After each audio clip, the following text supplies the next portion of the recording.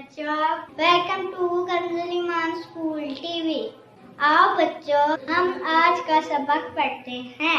आप भी मेरे साथ मिलकर पढ़ें। ए रब्बे दो जवां, ए रब्बे दो जवां, हर शय में तेरे जलवे, हर शय में तेरे जलवे, हर चीज तेरी पहचान। ए रब्बे दो जवां, ए रब्बे दो जवां, ए रब्बे दो जवां, हर शय में तेरे जलवे, हर शय में तेरे जलवे।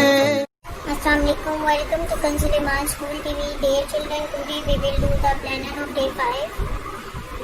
Urdu page number 8 and 10, English page number 8 and 9. Let's start with Urdu page number 8 and 10. प्यारे बच्चों, मोहतरम असातिज़ा किराम और वालिदैन, जैसा कि आप जानते हैं हमने इस पेज की पहले भी रीडिंग कर चुकी हैं। आपने सेम उसी पैटर्न पे इस पूरी पेज की रीडिंग करनी है। दुआएं कलमे कायदा और इस्लाम के सवाल जो है हर एक चीज़ बहुत अच्छे से याद करनी है। आइए हम लोग रिटन वर्क स्टार्ट करते हैं। बच्चों, आज हम दोबारा से बे लिखेंगे। ये देखिए, हम पहले पीछे लाइन लगाएंगे, फिर बिल्कुल सीधा आगे लेके जाएंगे और फिर ऊपर बे, और बे के नीचे एक डॉट होता है। बे बे बे बे। इसी तरह बच्चों आपने अपना पूरा क्लास वर्क और होमवर्क कंप्लीट करना है। और यहाँ पर भी ऐसे ही इस तस्वीर का पहला हर्फ लिखना है। जैसे ये अलिफ अनार, अलिफ अंगूर, अलिफ अनानास है, बेबस्ता, बेबत्ता, बेबाजा है। तो आपने इनका इनके जिससे इनका नाम शुरू होता है उसका हर्फ लिखना है, पहला हर्फ।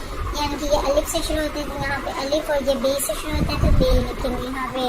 मोहतरम असातिज़ा किराम और वालिदैन, सफ़र नंबर 8 दोबारा से सुने और अच्छी तरह याद करवाएं। थैंक यू, अल्लाह हाफ़िज़।